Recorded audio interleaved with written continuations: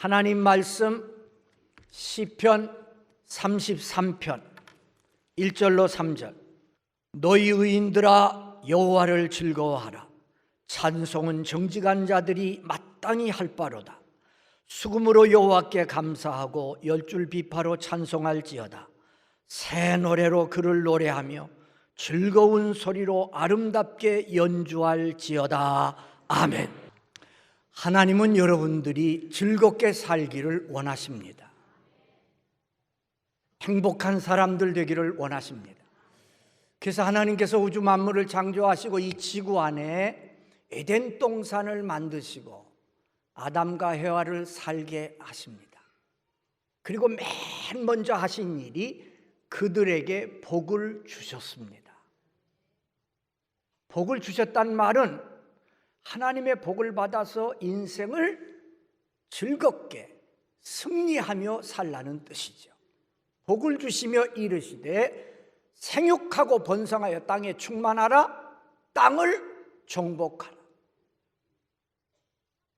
신약성경 데살로니가전서 5장 16절에 보면 항상 기뻐하라. 이는 너희를 향하신 하나님의 뜻이니라. 그러니까 하나님은 우리가 인생길을 걸어가는데 고개 숙이고 늘 슬퍼하며 그렇게 가기를 원하지 않으세요. 고개를 바짝 들고 소망과 기쁨 속에 걸어가시기를 원하십니다. 집사님 한 분이 있는데 아주 행복 덩어리예요. 늘 미소를 잃지 않고 얼마나 친절하고 인사성 바르고 그저 말씀도 그렇게 아름답게 하고 교회 와서 봉사도 잘하고 행복 덩어리예요.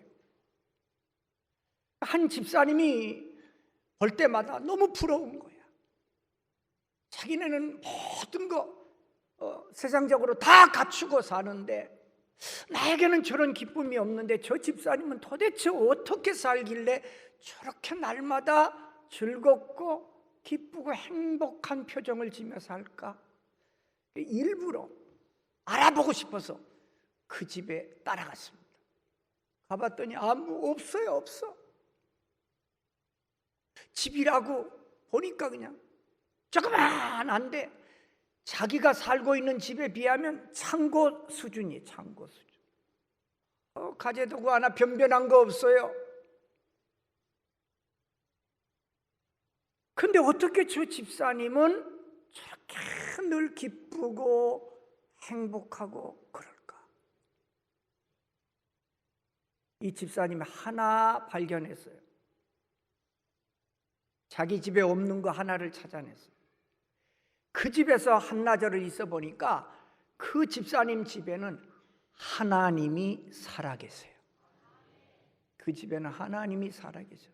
자기 집에는 없는 게 이 집에 있어요.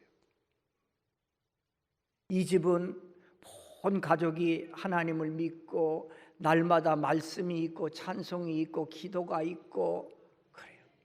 근데 자기 집에는 없거든요. 돈은 많아서 큰 집에 살고 부족할 게 없어요. 그런데 뭐가 없어요? 하나님의 은혜가 없는 거예요.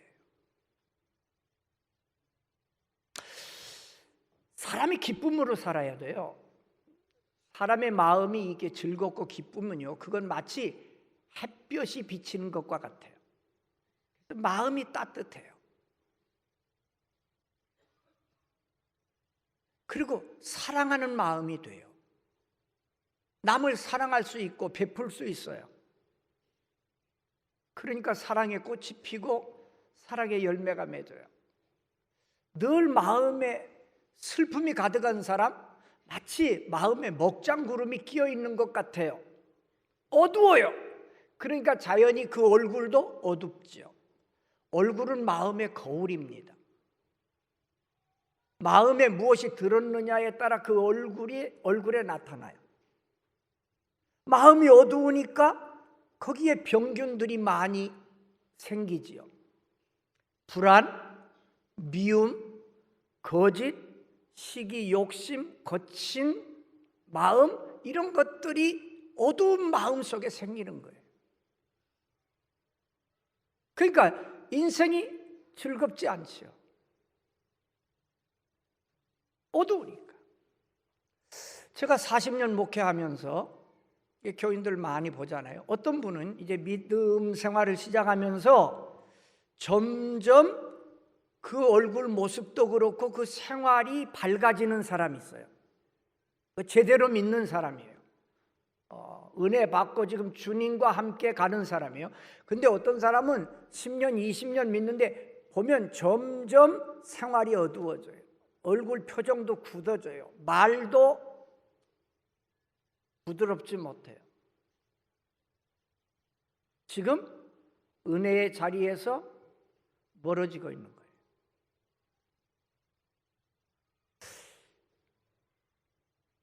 인생길 걸어가다 보면 힘들고 어려운 일들이 많은데 어떻게 일생을 즐겁게 살 수 있을까? 오늘 말씀 1절에 너희 의인들아 여호와를 즐거워하라. 여호와를 즐거워하라. 여호와 하나님은 모든 기쁨과 축복과 은혜의 원천입니다. 모든 게 하나님께로부터 나오는 거예요. 그러니까 우리의 눈을 하나님을 향하고 하나님을 바라보고 늘 하나님을 생각하고 여호와를 즐거워하며 살 때 우리는 늘 즐겁고 행복할 수 있습니다. 세상 것에서 참 즐거움을 찾으려 그러니까 안 되는 거예요. 하나님의 은혜는, 하나님의 사랑은, 하나님의 축복은 무한합니다. 무한해요. 우리가 일생토록 마셔도 마르지 않는 무한한 샘이에요. 하나님의 축복이 그래요. 생각해봐요. 영원한 멸망 가운데서 우리를 구원하신 하나님의 은혜, 하나님의 사랑, 하나님의 그 축복, 이건요 내 주변의 환경이 아무리 뒤바뀌어져도 변하지 않는 거예요. 그러니까 내 인생길 걸어가면서 늘 소망 가운데 건강하게 생생하게 걸어가려면 이 하나님을 바라보고 하나님이 주신 구원의 은혜와 사랑과 축복을 생각하며 나가야 됩니다. 우린 다 경험했죠? 돈이 내게 잠깐 기쁨은 줘요. 그러나 그 기쁨이 정말 영원하던가요? 잠깐입니다. 건강, 세상의 오락, 잠깐입니다. 비교 불가합니다. 그것으로 통해 얻는 즐거움과 하나님이 주시는 즐거움과는 이게 비교가 안 되는 거죠.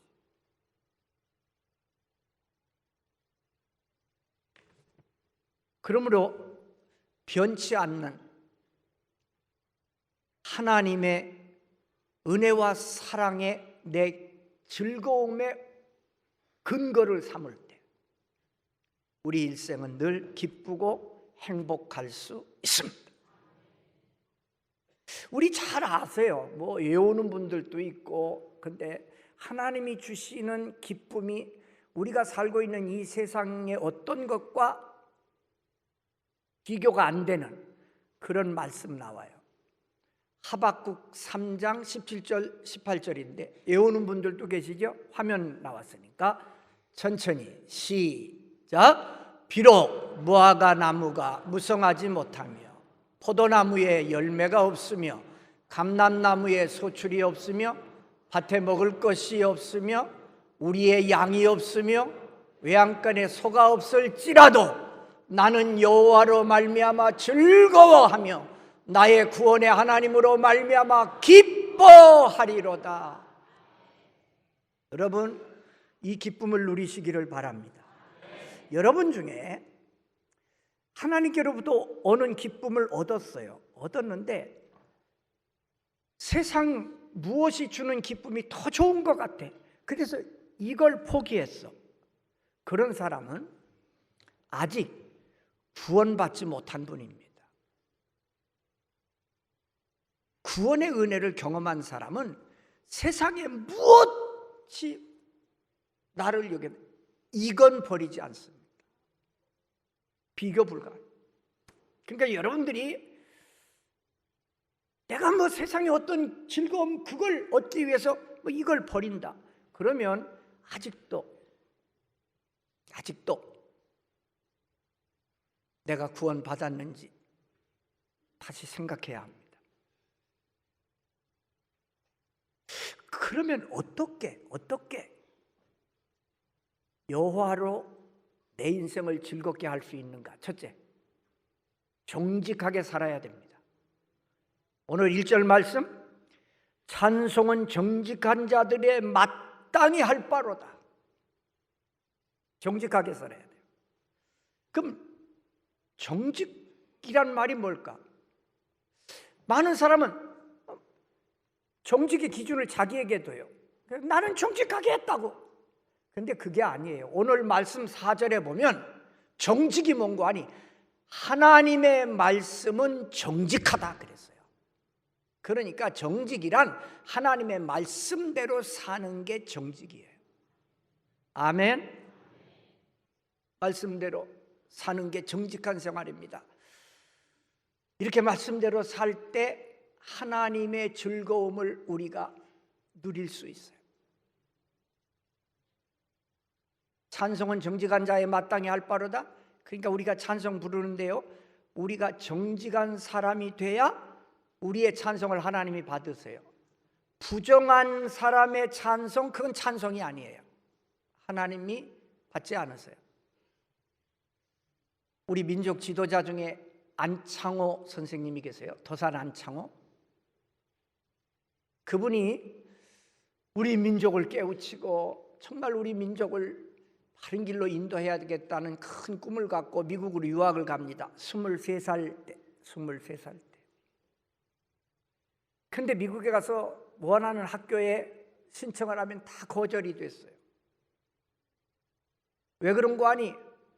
그때 안창호 선생님 23살 때 갔어요. 23살. 지금이야 그렇지만 그 전에 23살에 미국 유학 가, 그건 참 빠른 거였지요. 그런데 학교에서는 18세, 18살 이하만 받아주질 않았어요. 그래서 이 학교 저 학교 많이 갔는데 거절당했어요. 옆에서 너무 딱하게 여긴 미국인이 이렇게 충고해 줍니다. 우리 미국 사람들은 동양 사람들 보면 나이 구분을 잘 못해. 몇 살인지 구별이 잘 안 돼. 너는 키도 작고, 그러니까 이 다음 학교에 가서는 몇 살이냐 그러면 17살이라 그래라. 이렇게 가르쳐 줬어요. 안창호가 대답하기를, 제가 공부를 못하고 돌아가는 일이 있어도 나는 거짓말은 할 수 없습니다. 하나님 앞에서 내가 거짓말할 수 없습니다. 그러니까 미국 사람이 기절할 뻔했어요. 너무 놀라요. 한국이라는 가난한 나라에서 미국까지 배 타고 와서 공부하겠다 그러는데 거짓말 한 번만 하면 되는데. 교장한테 이 이야기를 하니까 교장이 감동을 받았어요. 특별 회의를 열어서 특별 학생으로 안창호를 받아줬습니다. 그분이 공부하고 와서 이 민족의 지도자가 되잖아요. 애국이 뭐냐? 정직이다. 정직이 애국입니다. 부정 저지르는 놈들이 뭐 애국 다 가짜입니다. 정직한 게 애국이에요. 첫째도 정직, 둘째도 정직, 셋째도 정직. 이게 도산 안창호입니다. 시편 97편 11절에 하나님은 마음이 정직한 자를 위해 뿌려준다 그랬어요. 뭘 뿌려준다고 했는지 아세요? 마음이 정직한 자에게 뿌려준대요. 뭘 뿌려준다 그랬는 거 아니? 기쁨을 뿌린다고 했어요. 그러니까 말씀 붙잡고 정직하게 사는 사람, 하나님이 그 인생 가는 길에 정직한 자에게 기쁨을 계속 뿌려준대. 두 번째, 감사하며 살 때 여호와의 기쁨을 누리며 살아요. 감사. 2절, 수금으로 여호와께 감사하고 10줄 비파로 찬양할지어다. 감사해야 돼요. 감사. 감사는 축복의 씨입니다. 감사를 심으면 하나님이 기쁨의 열매를 주세요. 씨는 작지만 아름다운 열매를 많이 맺듯 감사는 씨예요. 씨. 또 감사는 그릇입니다. 내가 감사하는 만큼 하나님의 은혜와 복을 받는 거예요. 내가 감사한 만큼 하나님이 기쁨을 주시는 거예요. 모든 보는 것마다 불평하는 사람이 있어요. 보는 것마다 감사하는 사람이 있어요. 감사하세요.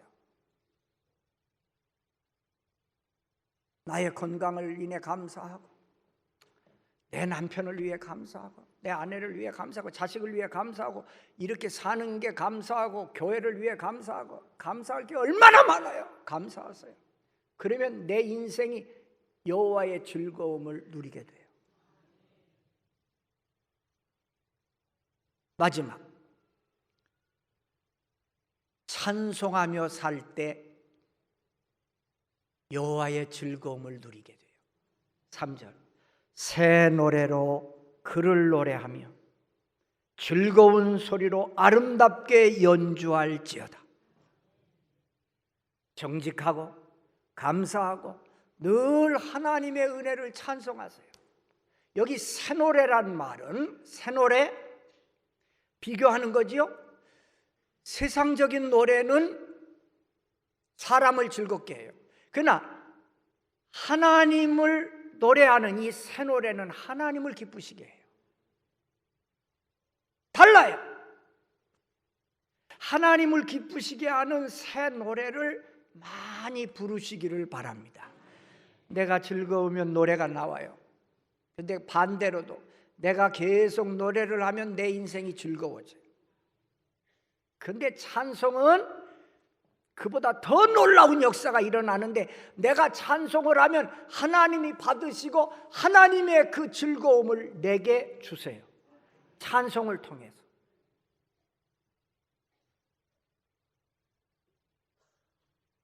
하루에 한 번이라도 찬송하십니까? 여러분 가정에 찬송이 한 번이라도 나오느냐?